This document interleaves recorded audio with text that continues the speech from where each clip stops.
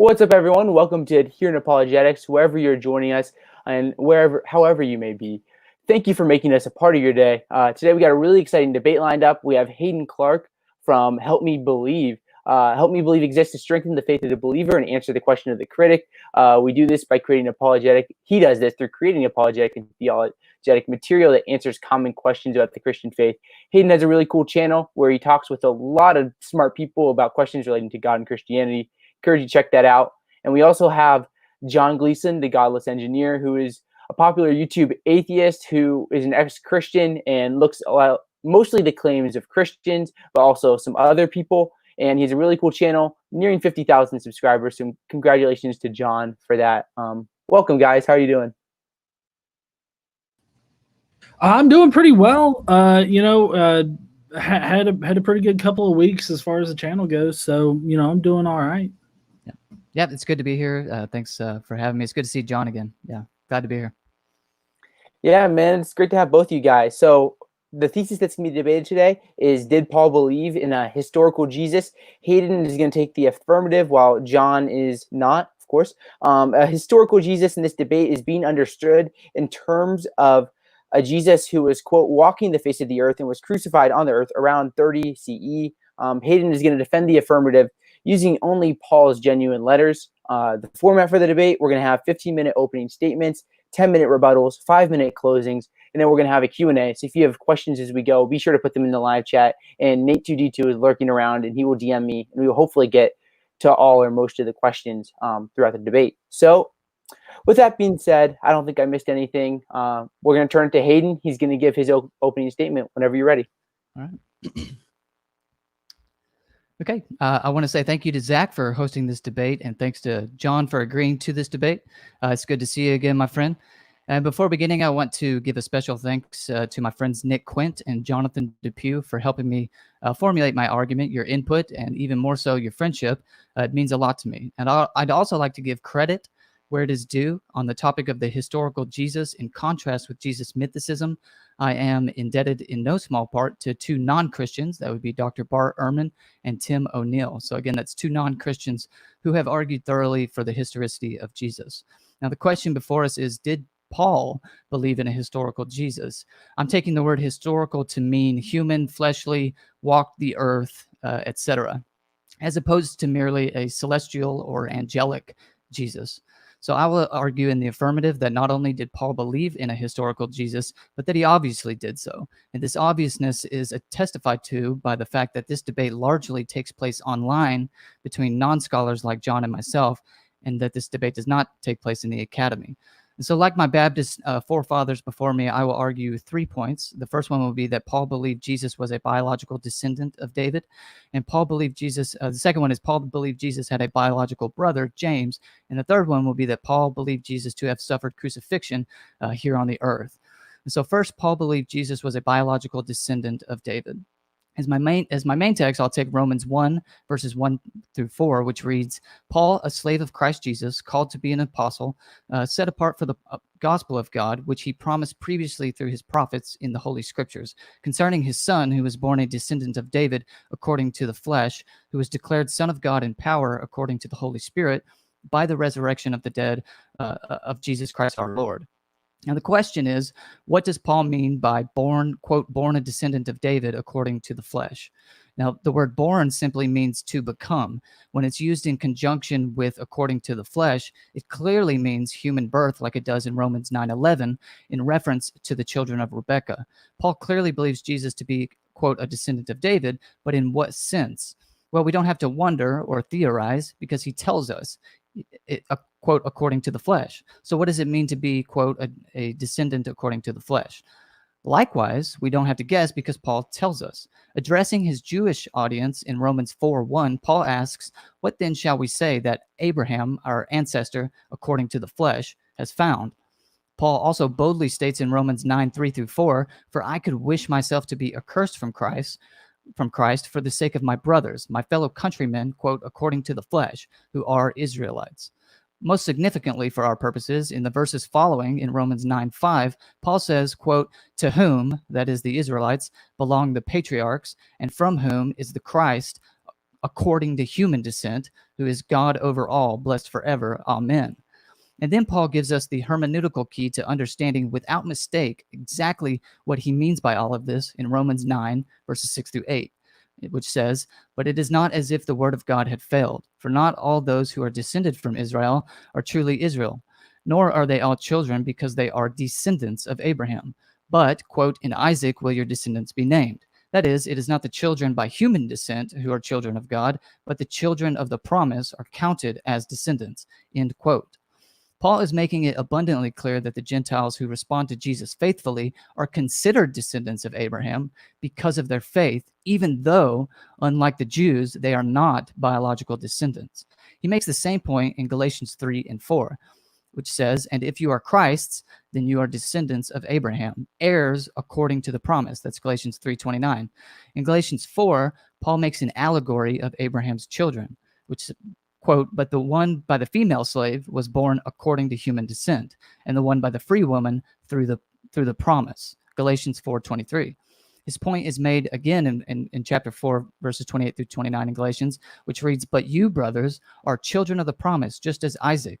But just as at that time the child born according to human descent persecuted the child born according to the Spirit, so also now."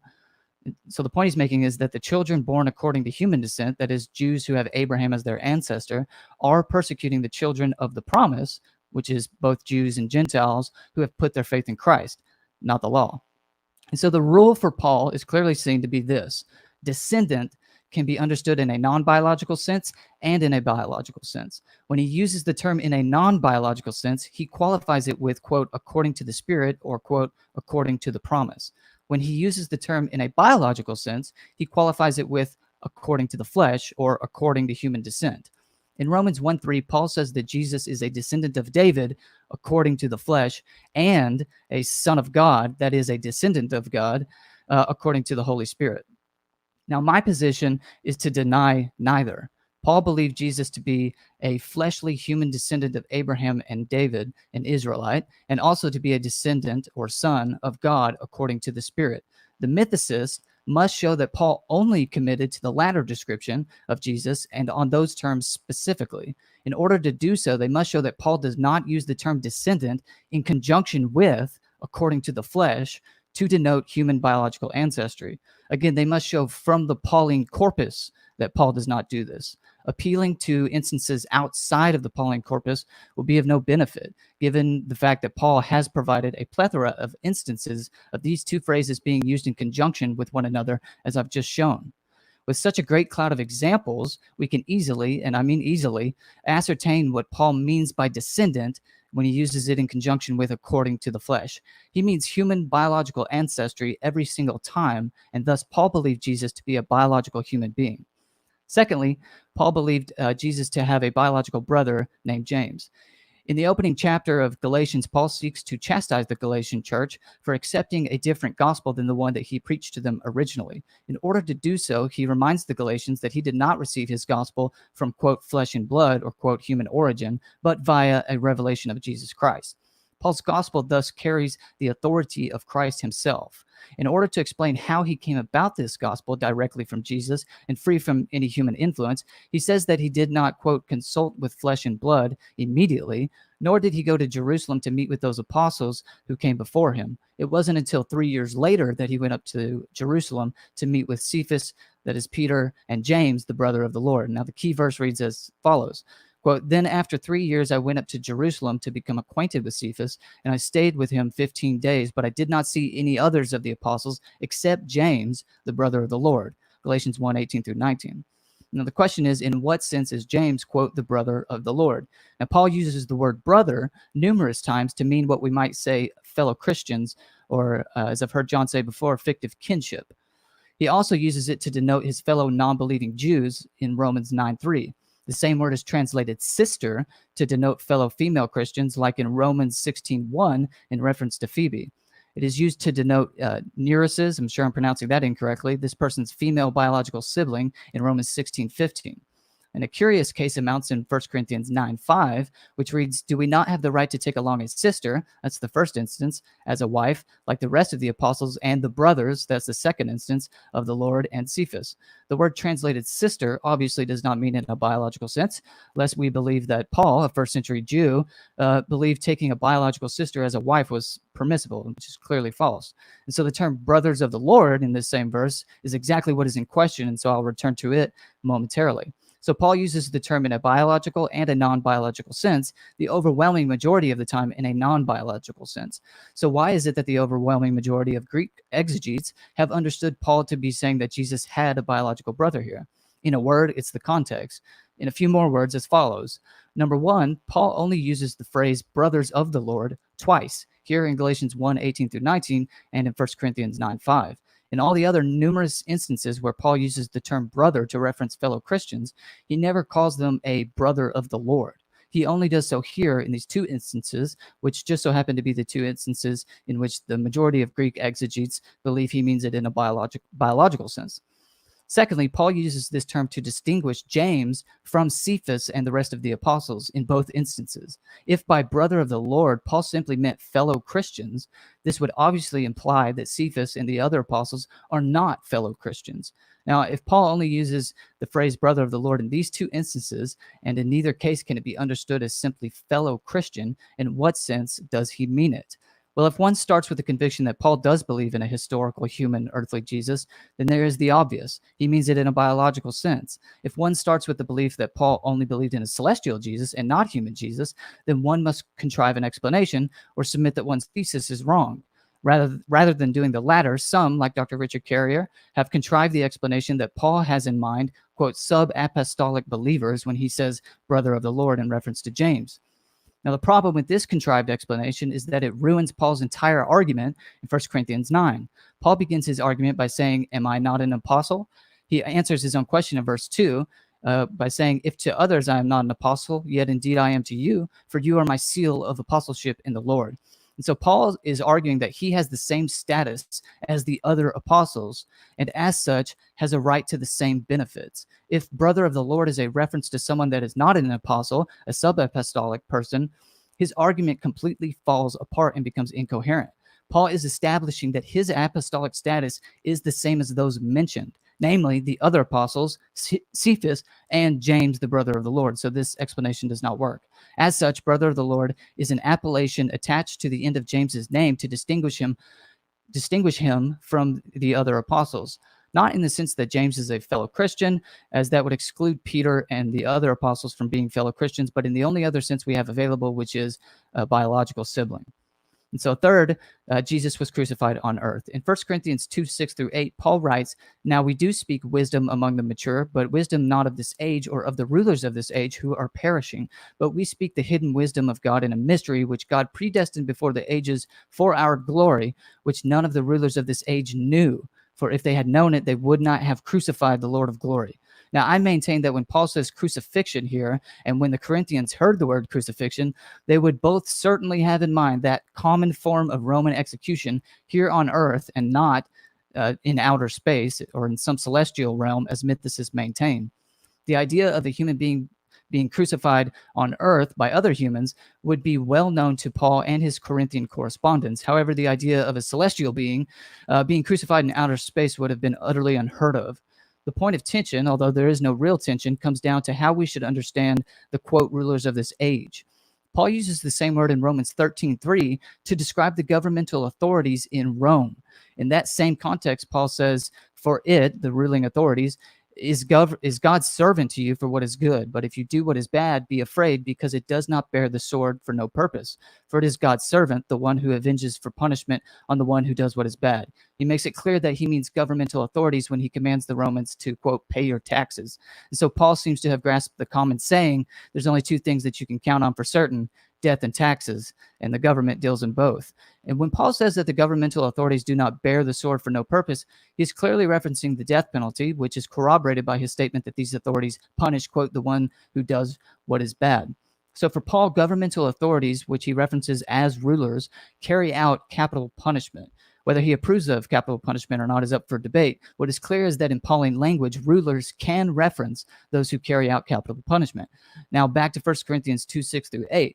Paul mentions rulers of this age, which we just saw can mean governmental authorities, in conjunction with crucifixion, which was a known form of capital punishment.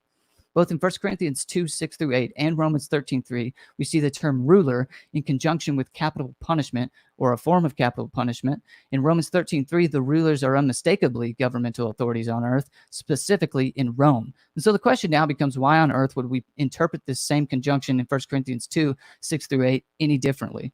Moreover, in 1 Thessalonians 2:14-15, Paul says, "For you became imitators, brothers of the churches of God which are in Judea in Christ Jesus, because you also suffered the same things at the hands of your own people, just as they themselves did also at the hands of the Jews, who killed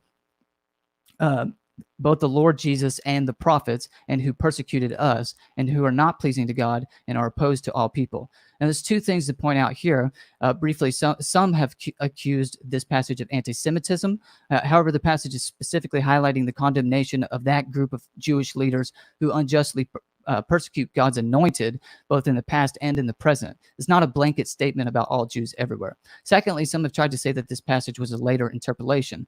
In fact, the mythicists must say that this passage was a later interpolation because it unequivocally states that a group of Jews, obviously on earth, killed Jesus. The problem is that this passage is found in every single manuscript that we have access to, and thus the charge of interpolation is an argument from silence.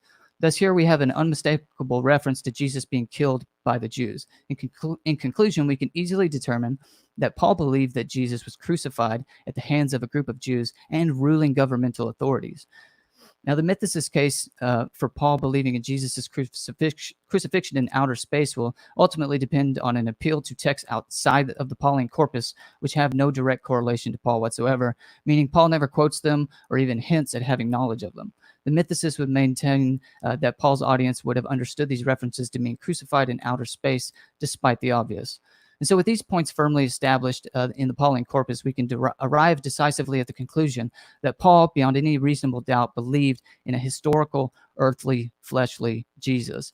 And Paul, writing only 10 to 20 years after Jesus' crucifixion, is an excellent source for historical Jesus studies. Thank you.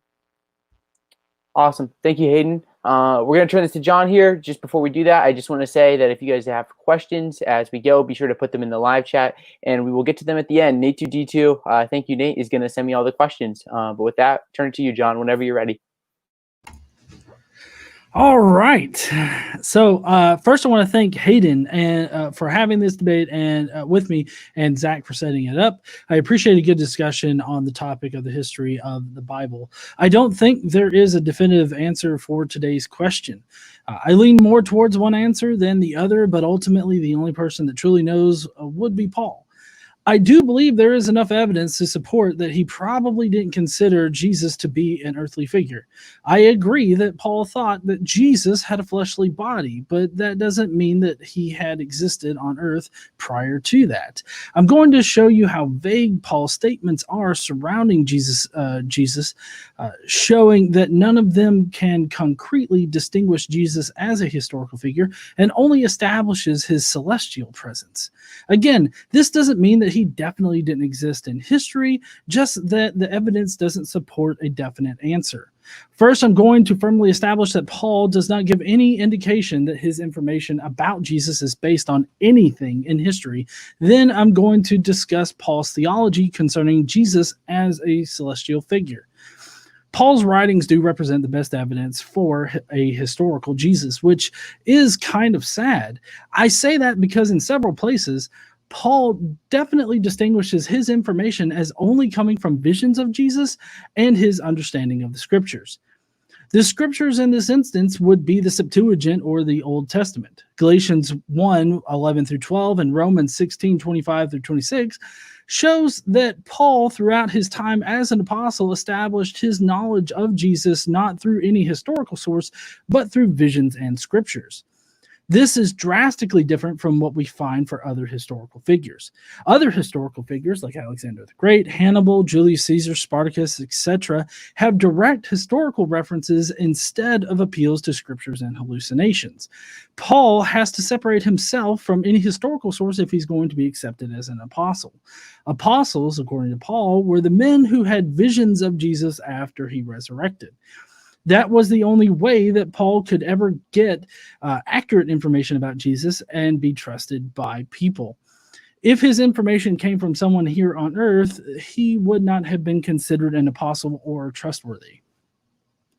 Another thing that works against the idea that Paul considered Jesus as a historical figure is that he never mentions disciples.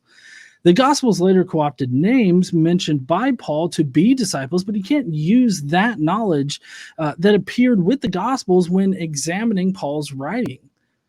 The disciples, for all we can know, were invented with the Gospels. In Galatians, when Paul talks about seeing the other apostles, he never designates them as disciples. He only designates them as apostles. When Paul lists off various types of Christians in 1 Corinthians 12, 28 and 29, and 1 Corinthians 9, 5, he never indicates anyone is a disciple. The fact that our closest contemporary to Jesus that definitely had reason to talk about those that were disciples of a historical Jesus but doesn't is devastating to the claim that Paul knew of a historical Jesus. But none of that covers what Paul actually believed about Jesus. He could have actual knowledge he could not have actual knowledge of a historical Jesus, but nevertheless he believed that he was historical. This is not the case, though. Paul considered Jesus to be a pre-existent celestial being that was given a fleshly body that could die as an atonement sacrifice, as indicated by 1 Corinthians 15:3, Romans 3:23 through 26, Romans 5:6 through 11, 2 Corinthians 5:18 through 19, and resurrects. Also, all of this being indicated by Philippians 2:6 through 8, 1 Corinthians 8:6, 1 Corinthians 10:4, and Romans 8:3. We know that Paul had the idea that Jesus was given a humanoid body because of Philippians 2:6 through 8. He mentions that Jesus was given a body that was made for him. One might say that celestial beings or archangels, as Jesus was, couldn't die, but that's why he was given a fleshly humanoid body. A similar scenario already existed in Judaism before Paul. Philo also attests to the Jewish belief that Moses was a pre-existent divine figure that became human only to rise back up to his appointed station in heaven, and that comes from Bart Ehrman in his book on how Jesus became God, or the book titled that.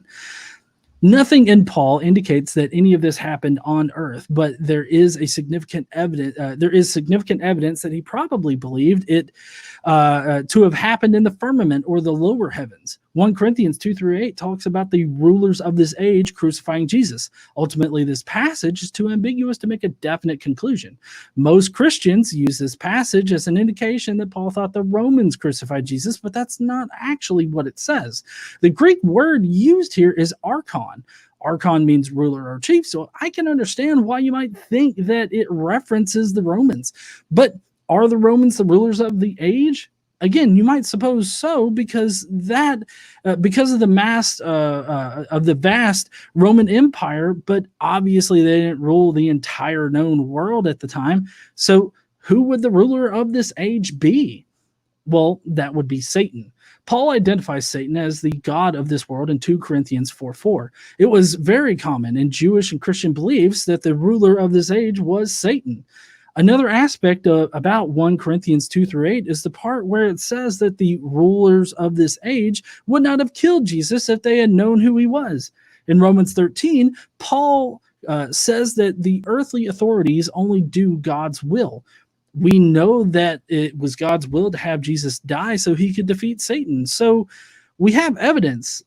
Do we have evidence that other Christians believe the same thing? Yes, we do. The Ascension of Isaiah is a first century Christian document that represents a community of Christians that literally believe that Jesus descended from the upper heavens to the lower heavens, more specifically the firmament, to be killed by demons that inhabit that part of the celestial realm.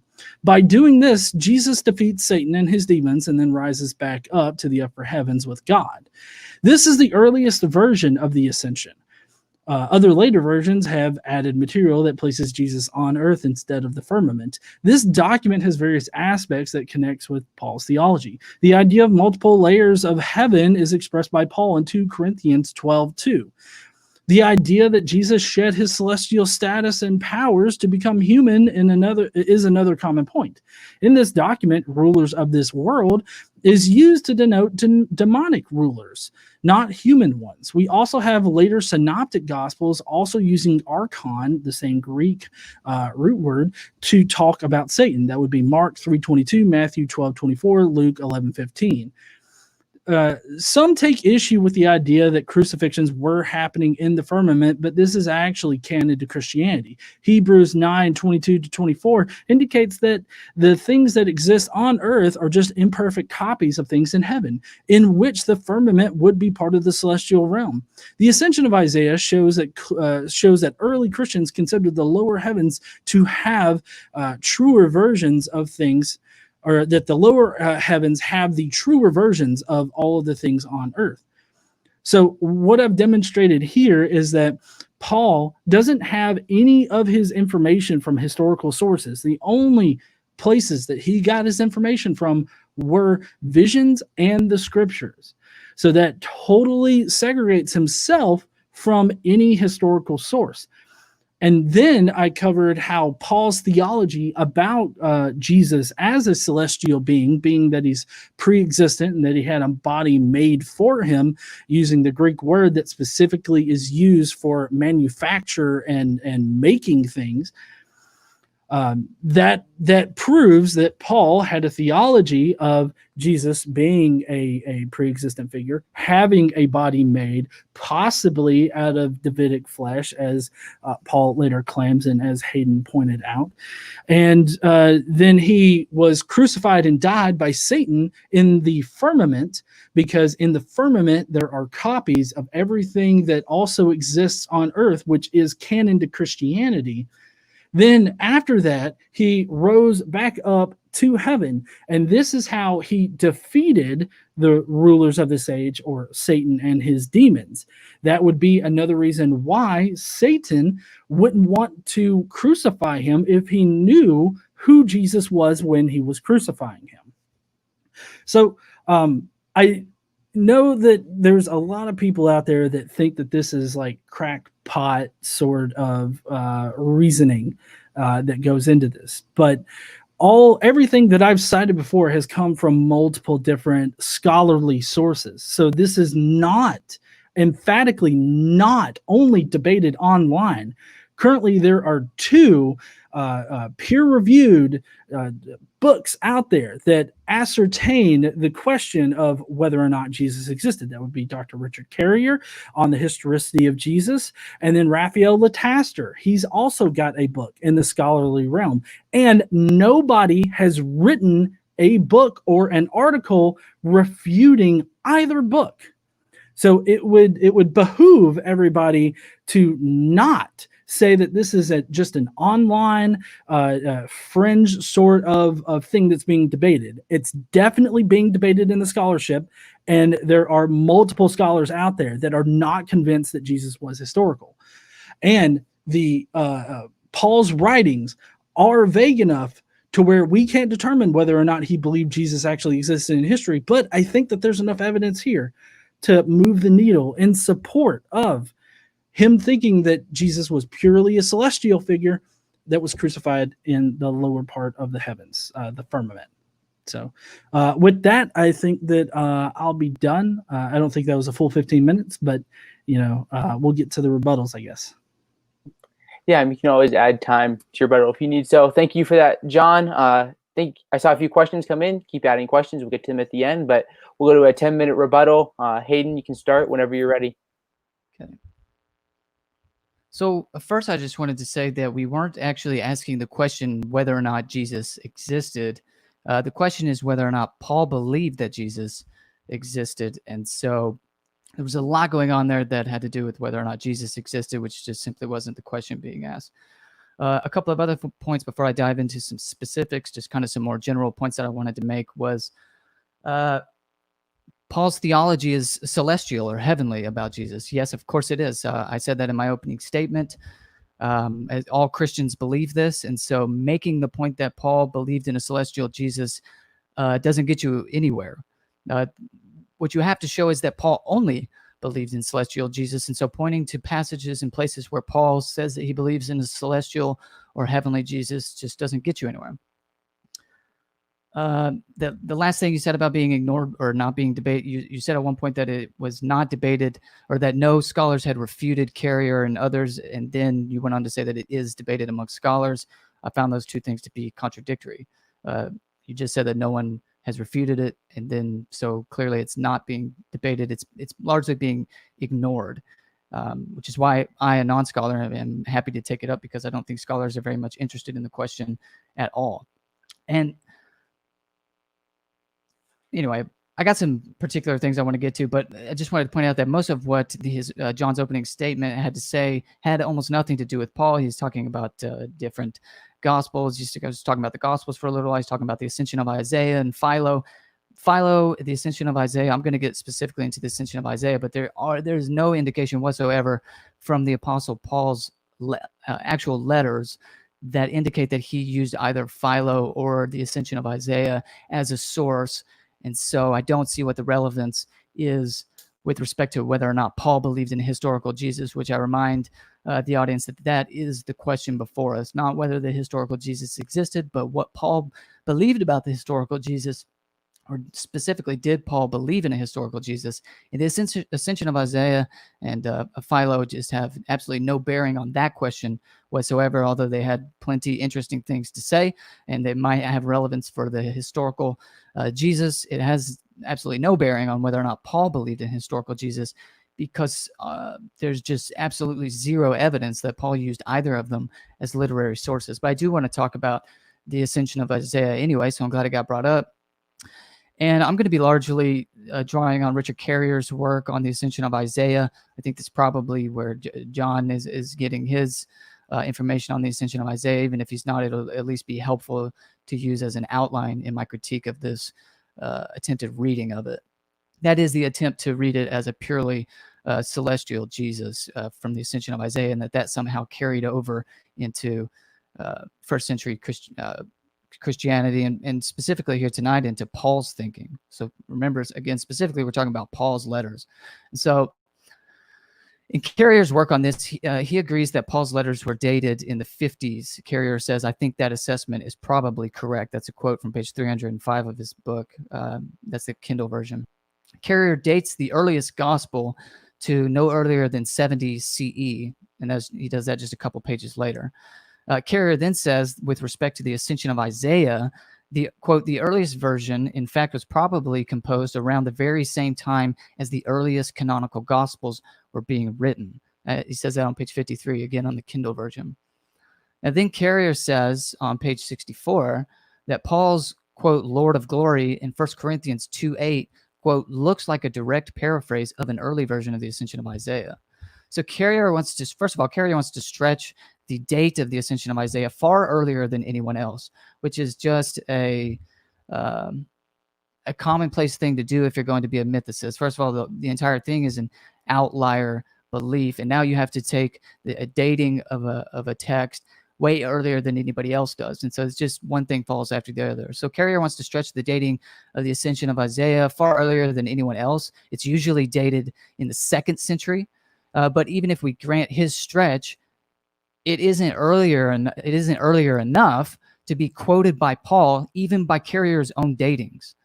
According to Carrier, his datings, Paul's written 2 decades earlier than the earliest gospel, which is when he says the ascension of Isaiah was written, which means that Paul's letters were being written almost 2 decades before the ascension of Isaiah. And according to the majority of scholars, it was written many decades later. Most scholars, again, date it to the 2nd century, if at best, the late 1st century. Second, Carrier's assessment that the beloved, which is how this figure is referenced in the Ascension, it's not referenced as Jesus, it's referenced as the beloved in the Ascension, did not descend to the earth is anything but obvious. Carrier wants to say they did not come to the earth. I think that's less than obvious. In fact, it seems that the beloved did come to the earth based on the Ascension's use of the term Sheol, which is under the earth. So in order to reach Sheol from the heavens, you would have to go through the earth.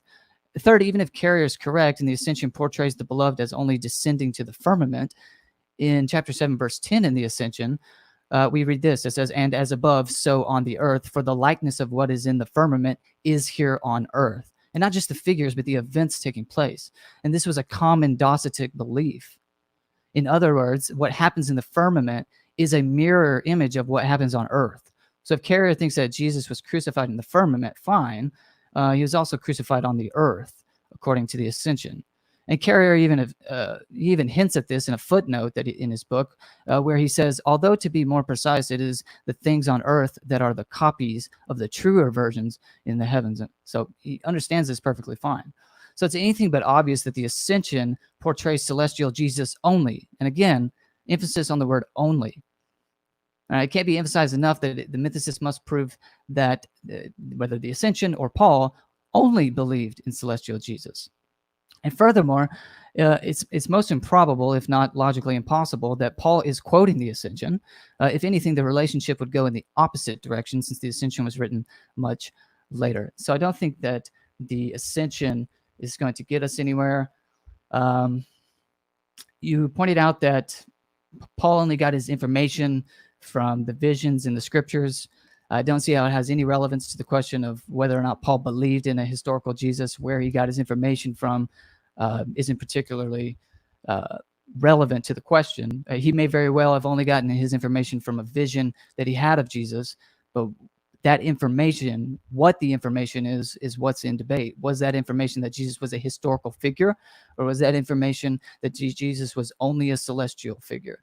And so I don't see where he got it from has any relevance, not to mention that it is false that that's the only place that he got information from.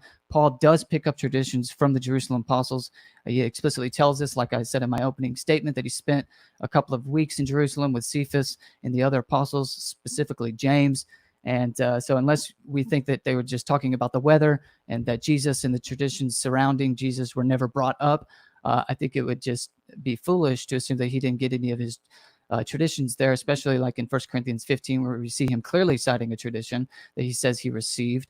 And you can say he received it from Jesus, straight from a vision of Jesus, but it seems obvious to me that he at least got some of his information from the Jerusalem apostles. And so that claim would be false, not that it really has any relevance in the first place. He doesn't mention any disciples. Again, I don't know what relevance that has. We're not debating whether or not the historical Jesus existed and had disciples. The question is, what did Paul believe? And you said that Paul believed Jesus to be the pre-existent celestial being. Of course he did. I've said that in my opening statement. All Christians believe that. But the question is that all that Paul believed? Philo believed Moses to be some kind of celestial figure. Whether he did or not is irrelevant, but he clearly, obviously, like every Jew, believed that Moses was also an earthly figure.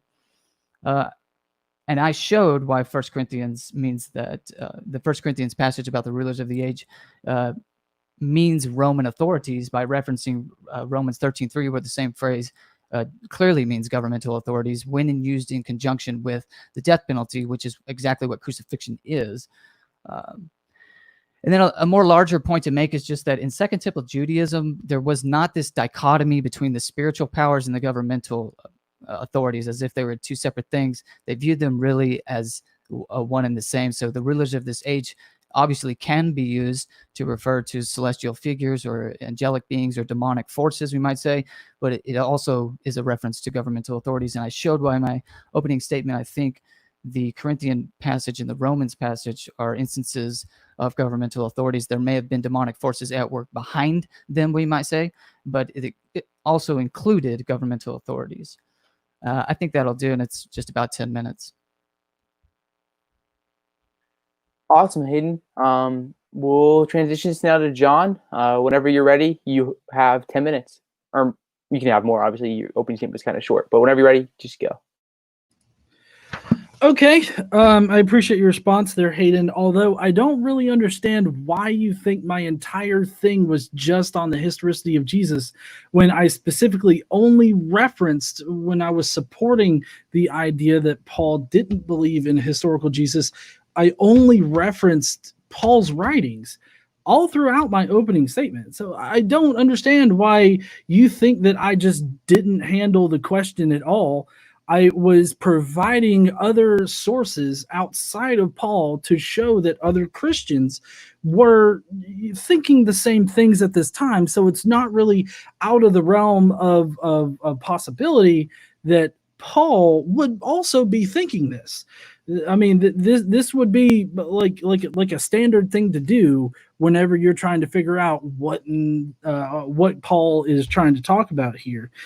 You talked about the descendant of David, and how it in various things like Romans 1:3, how it talks about him being a descendant of David. But I would love for you to tell me what Greek word they use. Maybe we can bring that up. I don't know. Do we have a discussion for this, like a discussion period? We don't have it in, but I mean, if you guys both agree, we could just throw something in if you guys want. So I guess I won't agree to that. And you can have more time for me interrupting, but I won't agree to that. And you can happily tell us what the Greek word is, or I can look it up on my Logos software here if you want.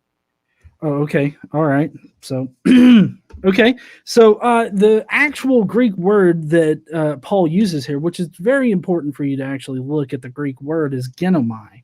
Genomai is generally used when you're talking about made or manufactured. In my opening statement, I agreed that Paul believes that Jesus had a fleshly body, but that does not necessarily mean that Jesus came to earth in a fleshly body. The fleshly body could have been made in, Davidic flesh.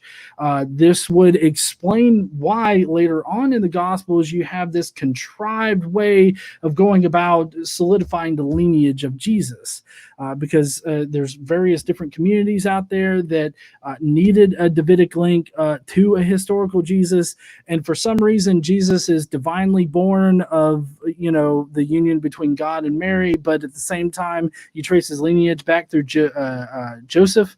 I don't exactly understand that. Maybe you can explain it, but in this particular passage in Paul, he uses the Greek word for make. Or manufacture, and that would be genomai. Whenever he talks about Jesus being born in this sense, he only ever uses genomai, and he uses different words when he's talking about being born like physically here on earth in other passages. So if I'm wrong about that, I would love for you to bring it up where he uses genomai to denote somebody else being born on this earth at that point.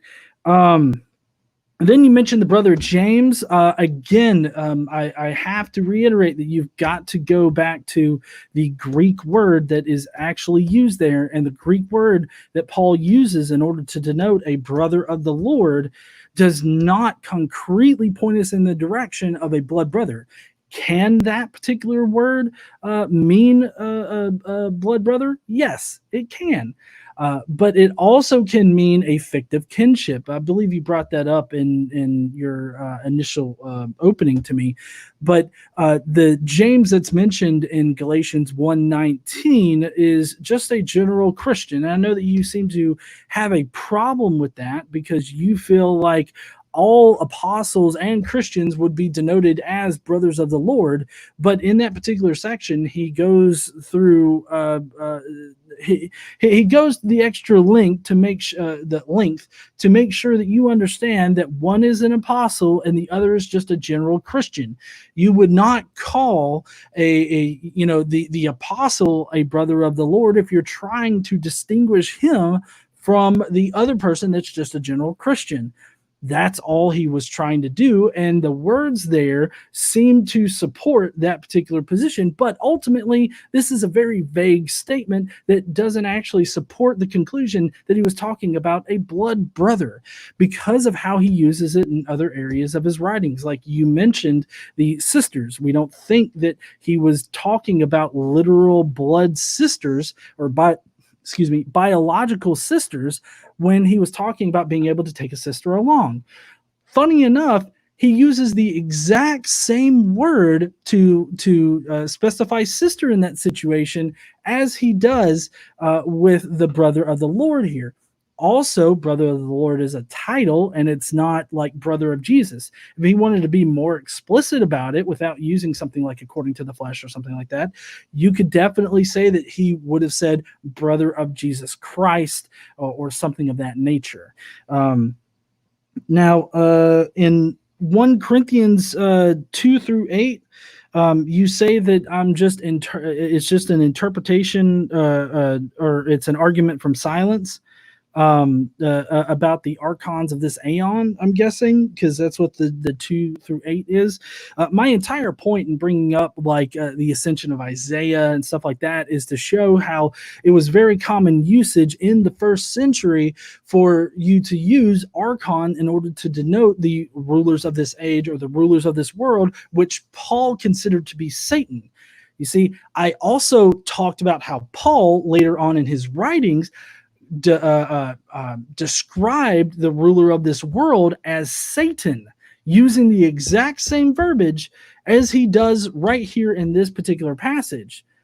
So I still don't know why you're saying that, I just didn't ever address the question in this particular debate, because I obviously did. I just used other materials to support my conclusion that he was most likely talking about certain definitions or certain understandings that he had. Like, for instance,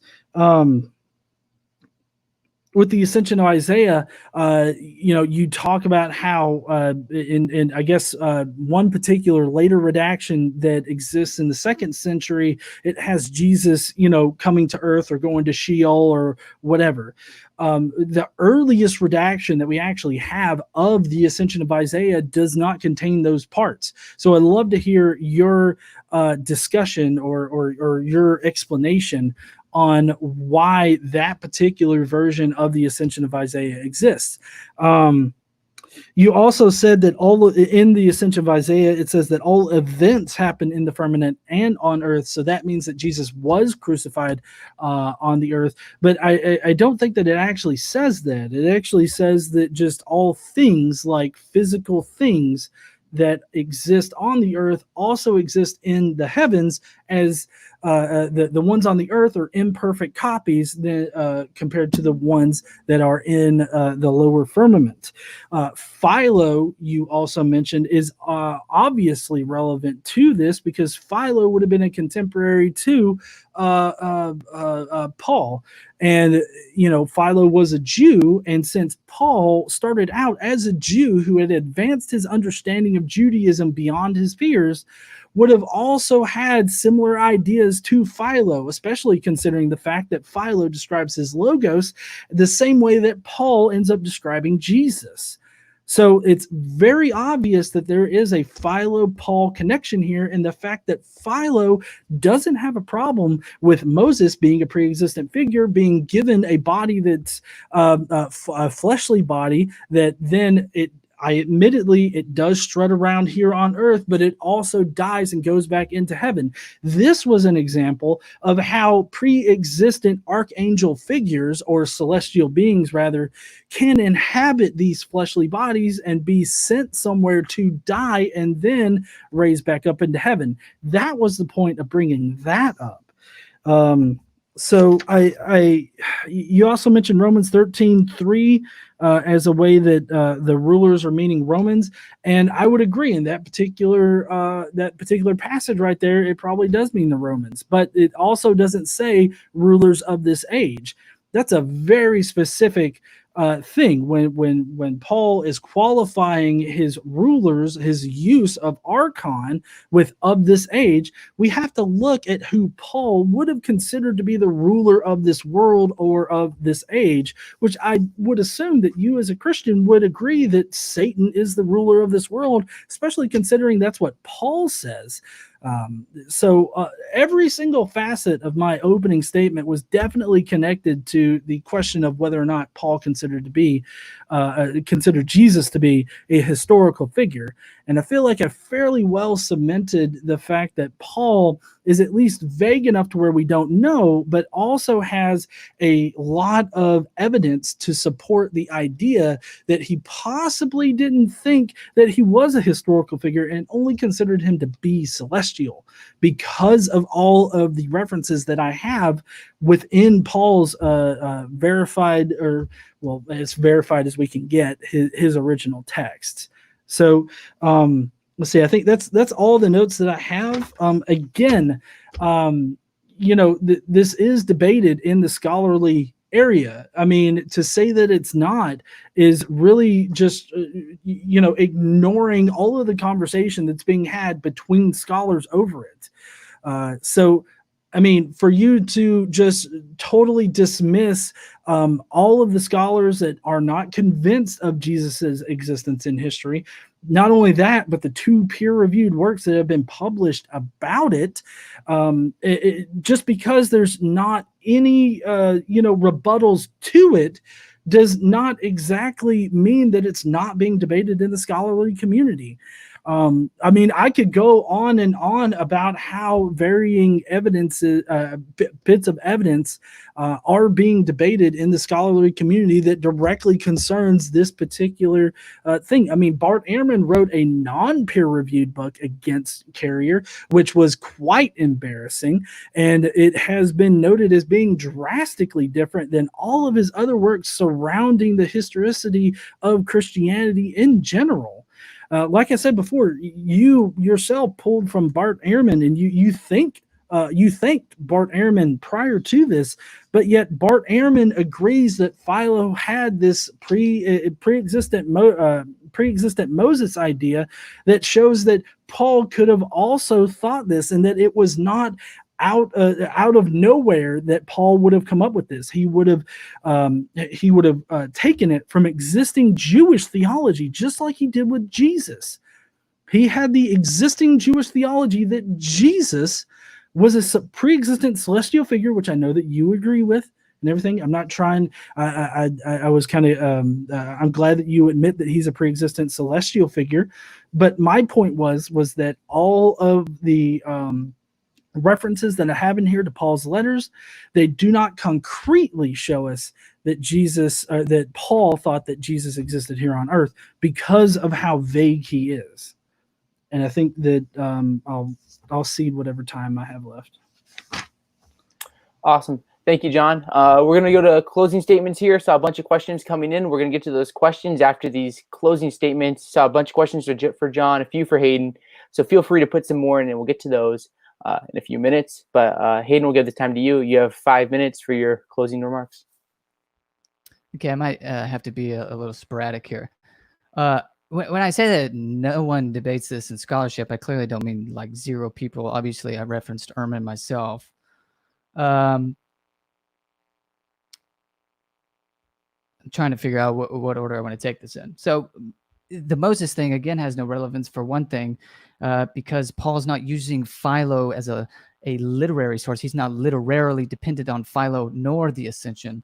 And so pointing out that they had certain beliefs, therefore perhaps Paul had certain beliefs, I don't see how that has much relevance. But if you get to do that, then I could do the same thing with, say, the Gospels, which clearly believe that Jesus was a historical figure. And I could say, well, these Christians believe that Jesus was a historical figure. Therefore, Paul probably understood it in the exact same sense. Now, I'm sure you would call foul on that. And that's all I'm saying, is that there's no sense in using later sources in the case of the Ascension to conclude that Paul believed in the celestial Jesus. For one thing, the only possible dependence that could exist there is that the Ascension would be dependent on Paul, because it is a later writing. And I showed why it was a later writing, even according to Richard Carrier, who says it was written, the earliest redaction was written at the same time that the Gospels were being written, which he says he agrees with the consensus, which is around 70 CE, which would be at least a decade or two after Paul. The mythicists on Ehrman, I mean, you made the statement yourself. You said it is notably worse than his other writings. I think it's just hilarious because it's like, you're all happy to say that Bart Ehrman is a wonderful scholar when it comes to his criticisms of the resurrection. But as soon as he writes a book on the historicity of Jesus, suddenly he's a very bad scholar. I just think that's hilarious.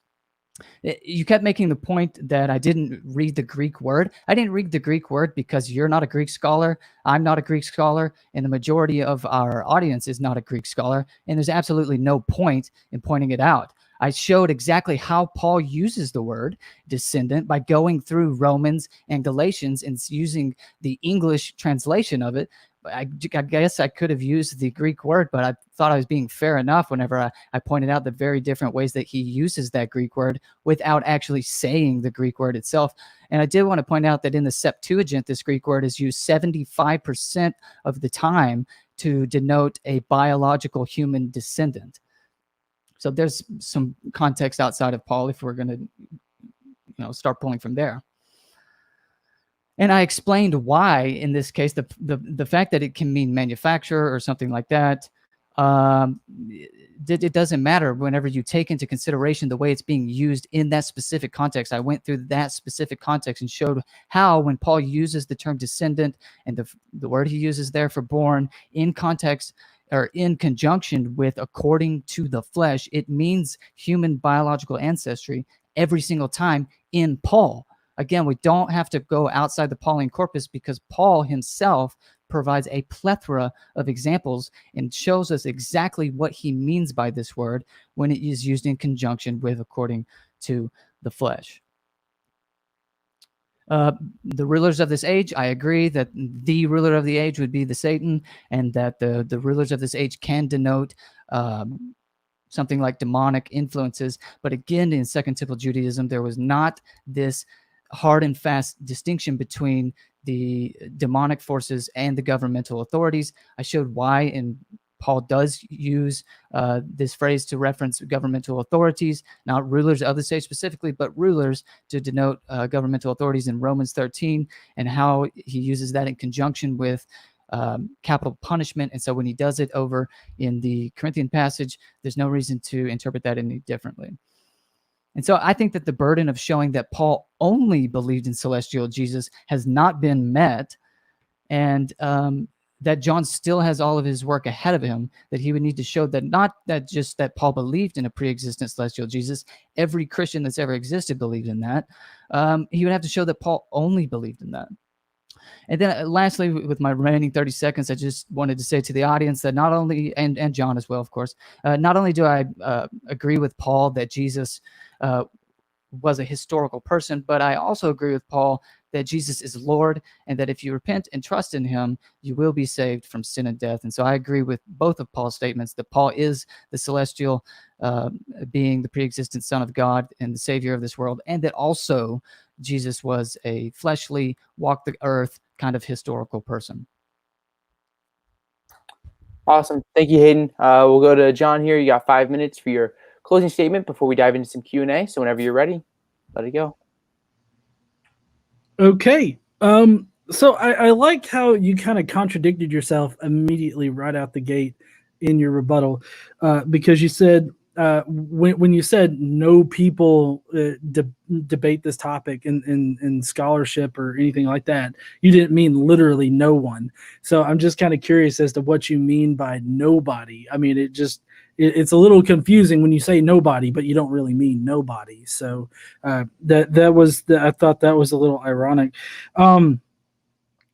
Paul, I do agree that Paul could have thought Jesus to be a historical figure.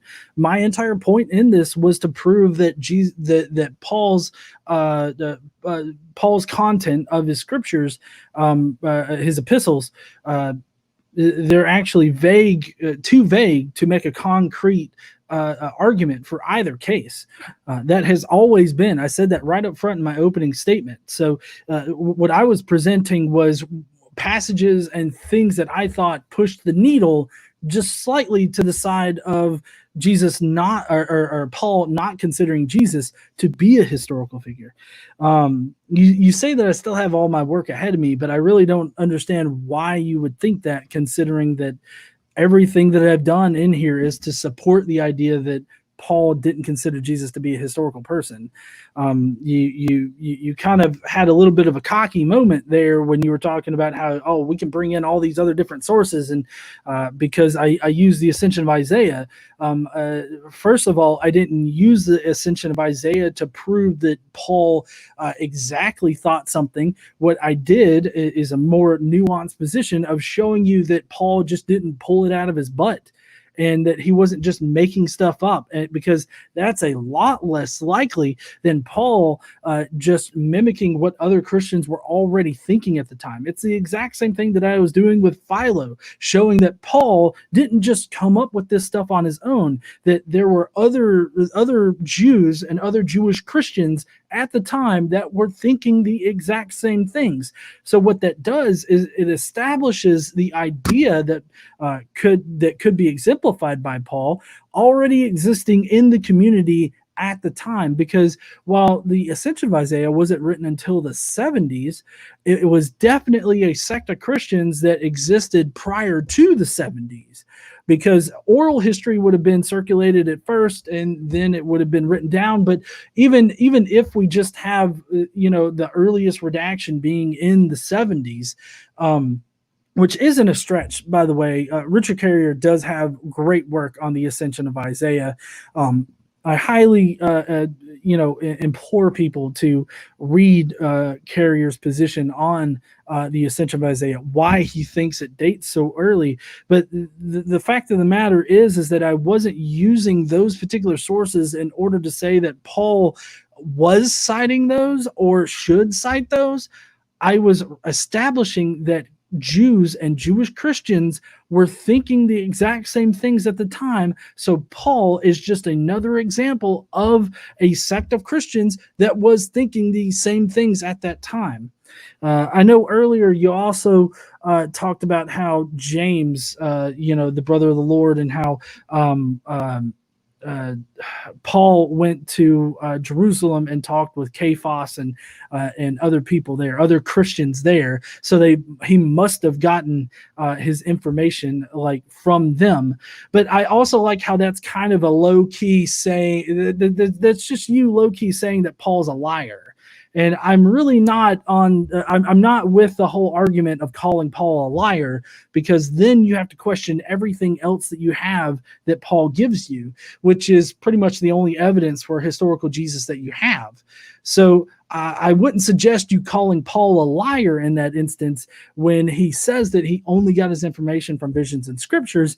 And then coming back in and be like, yeah, but he really got it from historical sources. I mean, that's just that would literally be an argument from silence that is not valid, because we don't have Paul anywhere saying that he got his information from any kind of historical source, or that he discussed any information with Cephas or James the Pillar, who later on in Galatians, Paul comes back to confer with them about his gospel and found that there was no difference in the gospel that he was teaching compared to theirs.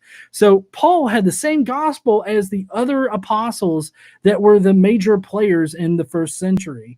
So if Paul was thinking that Jesus wasn't historical and that it was a purely celestial existence, a purely celestial crucifixion, then all of the other apostles and sects of Christians that would eventually become mainstream also thought that thing. So you said that there's no point in pointing out the Greek words. It's very important to point out what Greek words were used, because Greek has many different meanings for a word, and it really depends on how it's used in order to indicate what the person actually means. So for like the genomai, that's the Greek word for born that you used. It literally meaning manufacture rather than human birth is very telling. So I know I'm past my 5 minutes now, so I guess I'll just say thank you guys for having me on here. I really enjoyed it. I really do enjoy having this debate, and I consider Haden to be a great interlocutor, and I would happily talk to him again in the future. I hold no ill will against him or anything like that. I think you're a great person there, Haden. We just disagree on this one point. Yeah, thank you, John. It's been a fun debate. It's been very lively. I appreciate both your guys' passion and enthusiasm for this topic. So we'll go into some Q&A here. We have a good chunk of questions for John and also some questions for Haden. So we'll go for about 30 minutes, and we'll just see how much we can get through. So the first question is for Haden. I'll switch the screen here. This might help. It says, given the Catholic position of Mary's perpetual virginity, what does James, the brother of Jesus, mean? If he's only a spiritual brother, does this support mythicism?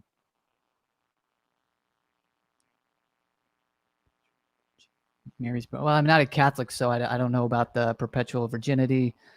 I'm guessing that's supposed to mean that not only was she a virgin, but she remained a virgin. And so I don't know what the relevance even has to do with the James, the brother of Jesus quotation. So I'm a bit confused on the question to begin with. If he's only a spiritual brother, does this support mythicism? If he was only a spiritual brother, I don't think that would support mythicism, but it would do away with the argument that Paul believed that Jesus had a biological brother named James. Then we just wouldn't have that argument anymore. There would still be the other ones that I mentioned. But I don't think that conditional statement, if he's only a spiritual brother, is true. So, yeah, so I'm a bit confused on the question and everything else I said. So, wait, you're confused on what role procreation has in having siblings? No, I'm confused about the Catholic position of Mary's perpetual virginity because I'm not a Catholic. Okay, well, I mean, if she was a perpetual virgin, which was the reigning idea, like until I guess the Protestant Reformation, I mean, it kind of seems like the original idea was that she was a perpetual virgin. So I know most Catholics out there actually rationalize it as being not a literal blood brother, but more or less like a blood cousin. And I would agree with Haden here that it would not support mythicism because, as I said in the debate, this particular passage is vague and doesn't support the position on either side, that it being a brother of the Lord, being a spiritual or fictive kinship kind of brotherhood, would not support mythicism. Like Haden said, it would just kind of do away with the idea that Jesus had a blood brother. All right. Next question is from Stephen Seen. It's a question for John. It says, 1 Corinthians is unquestioned as Pauline. 1 Corinthians 15:3-8 explicitly states a literal birth, death, burial, and resurrection of a bodily Jesus. Why fight that? You know, I don't have that memorized. So if you will just bear with me for a second while I pull up the actual words that 15:3-8 actually say. It says, for what I received, I passed on to you as first importance, that Christ died for our sins according to the scriptures, that he was buried, that he raised on the third day according to the scriptures, and that he appeared to Cephas and then to the 12. And after that, he appeared to more than 500 other brothers and sisters at that time, who most of whom were still living, though some have fallen asleep. Then he appeared to James, then to all the apostles, and last of all, he appeared to me, the one abnormally born. The only one that is really talking about birth is Paul talking about himself being abnormally born, which isn't a literal birth again. So this part really doesn't talk about a literal birth for Jesus Christ.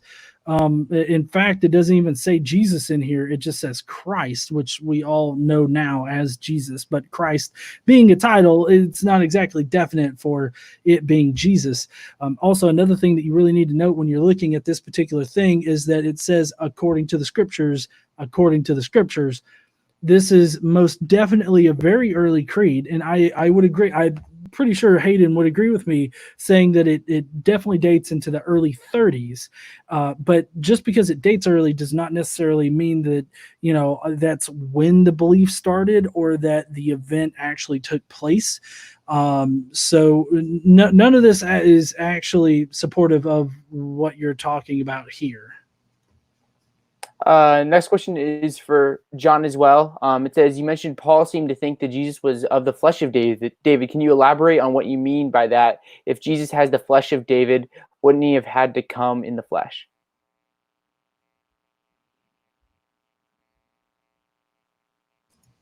Sorry, I had it muted.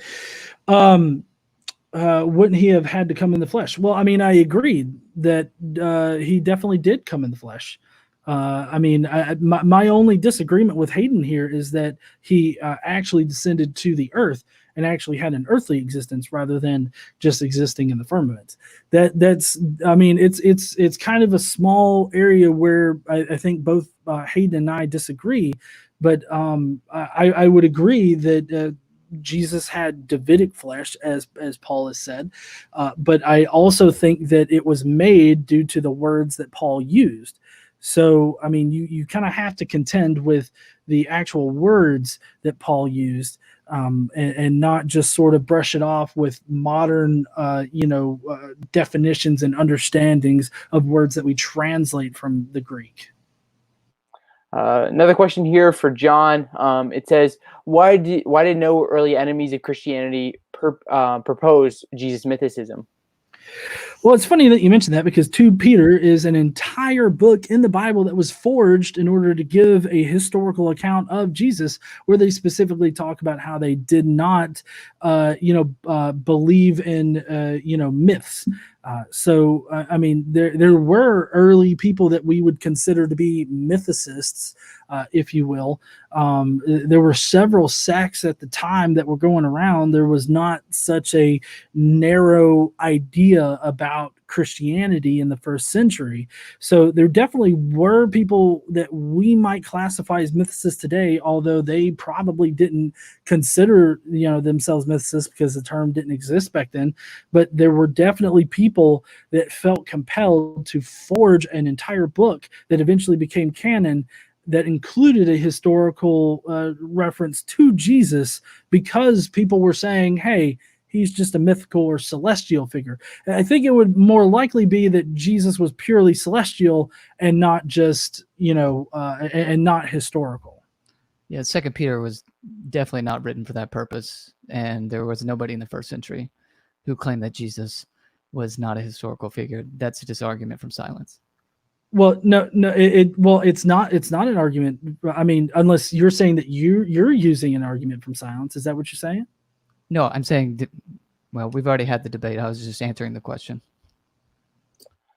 Okay, let's just keep moving on here. Maybe another debate. Question for me: will you be sad when TikTok is banned? No, I will not be. But for now, I'll keep making TikToks. Question for John Buck. It says, question for Haden: does Paul's writing support Gnosticism? No, that's almost specifically what I've been kind of arguing against. Okay. Next question is for John. It says, from Jonathan Dupuy. Depew.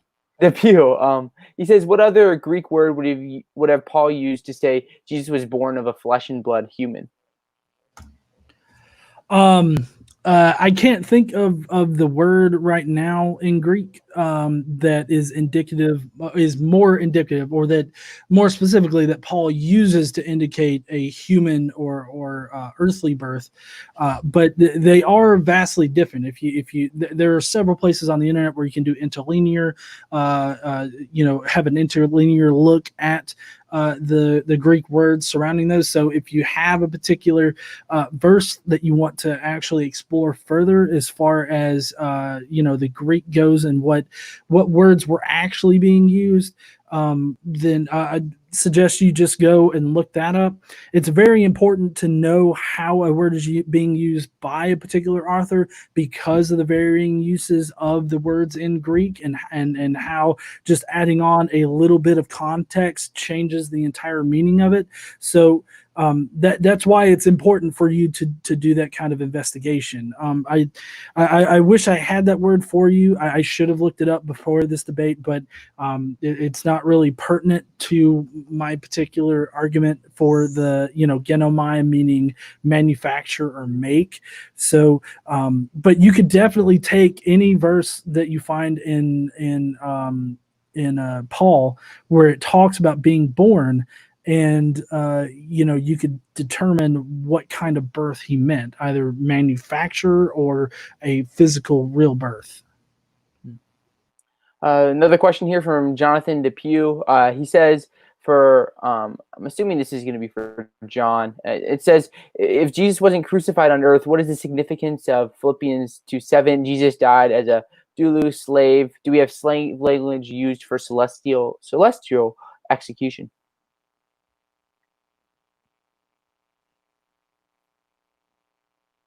You're on mute, John, I believe. Sorry, I was just saying, let me look up that verse specifically so that I could see what he's talking about. So it says, rather, he made himself nothing by taking the very nature of a servant, being made in human likeness. Again, I guess I don't understand. No, I'm fine now. They told me. Thank you, honey. So I guess I don't understand why you think that it would have been. Do we have slave language for celestial? I think that's just like the version that you're using, like the interpretation of it, because I'm using NIV and it says servant, but I mean servant, slave. This is actually colorful language in order to describe, human. It's being made in human likeness. So basically, this right here is literally saying that Jesus was manufactured to look like a human. And given the nature of Paul's writings, he's talking about being made in Davidic flesh. Specifically, that's where you get the whole, as Carrier likes to put it, the cosmic sperm bank.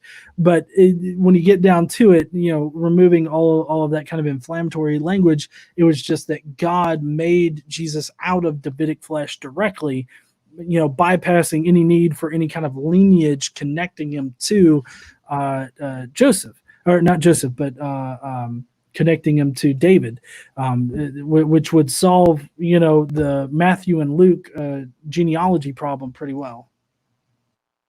Another question here for John from Stephen Seen. He says, why does Paul say Jesus was sent by God, born of, I'm assuming, of a woman, and born under the law in Galatians 4:4?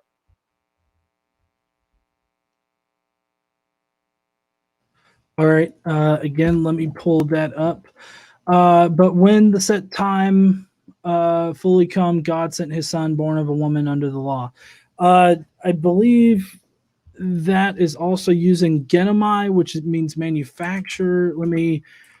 So sorry to put y'all through this, but I can just pull this up really quick. Like I said, all you got to type is the Bible verse in Greek, and you can pull up an interlinear text. Sent forth the son, having been born, genenomon. Yes, that means manufacture, manufactured. So I mean, he was manufactured. That's what genenomon means. So you can look up the Strong's Greek concordance for the word manufactured of a woman. Well, yeah, I mean, like again, he's using colorful language to indicate, that he was born. It says, "I come into being, am born, become, come about, happen." I think that this Galatians 4:4 is more referencing being manufactured rather than being born of a mother, which I have my app right here, which I won't push on your show, but Paul says that the mothers he is speaking of are allegorical, not real, in Galatians 4:24, which woman you were born. So this is the verse that's talking allegorically about being born of a woman. The woman here is symbolic of like the earth or the world kind of thing. It says, and confirming that he uses the same word here of Jesus that he used for divine manufacture elsewhere, just like with Adam and our future resurrection bodies, a word he never uses for human birth. In contrast, when in the same section he refers to human births, he uses his preferred word for that, which he suspiciously did not use for Jesus. So it says compare it to 423.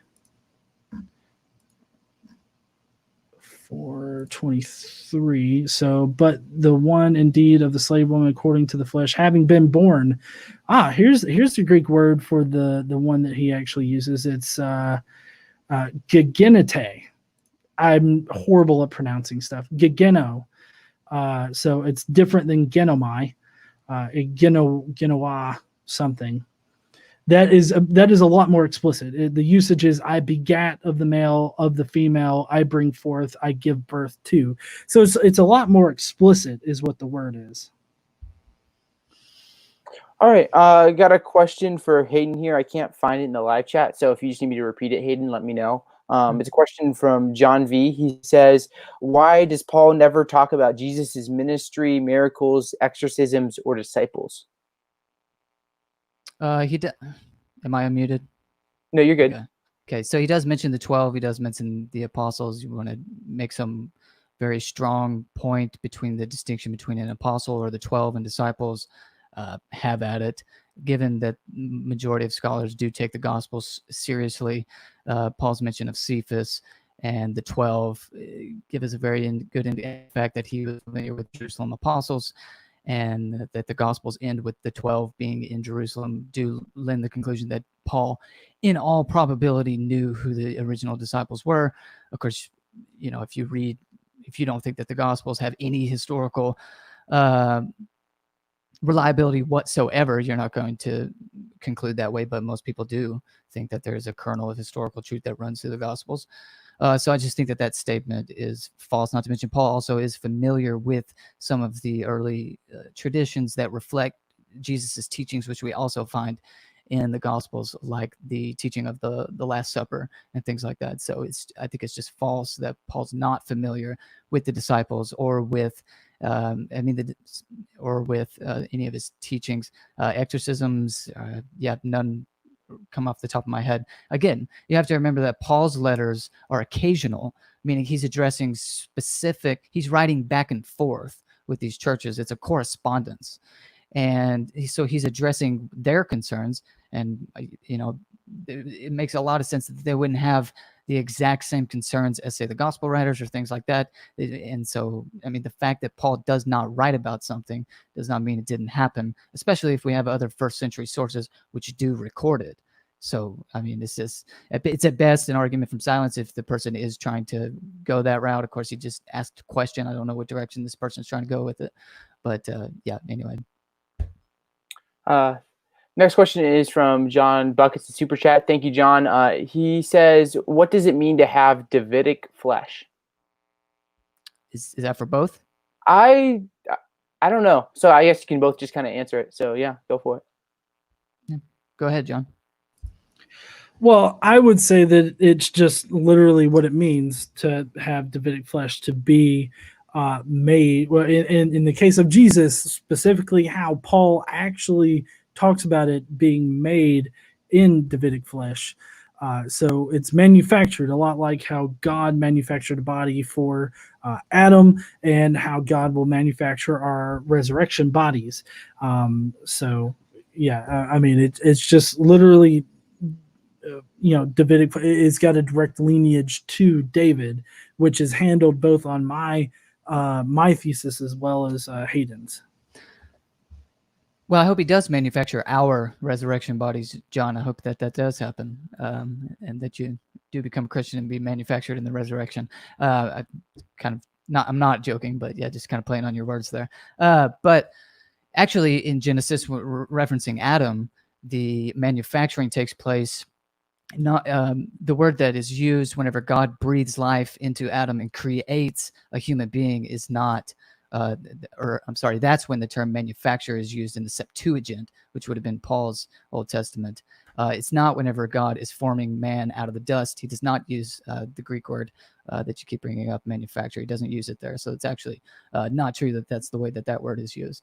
And I think that what does it mean to have Davidic flesh? It means what it means everywhere else in Paul whenever he uses the word manufacturer or descendant. Whenever he uses the word descendant in conjunction with according to the flesh, he means a biological human ancestry every other single time in his correspondence. And so I think it obviously means so in this case. Awesome, guys. That's all the questions we have. So appreciate you both. It's been a really great debate. I think everyone's enjoyed it. I've really enjoyed it. Both you guys have defended your positions well. Encourage everyone to subscribe to Haden Clark. Help Me Believe. Lots of awesome stuff going on there. And everyone should go subscribe to John Gleason, the Godless Engineer. Help him get to 50,000 subscribers. So congrats in advance on that, John. That's a pretty cool accomplishment. Thank you, guys. Really appreciate it. Thank you. Thanks, John. Thank you. I had a lot of fun. All right. Thanks for tuning in, everyone. Be sure to follow Haden Clark. See you next time. Haden and John.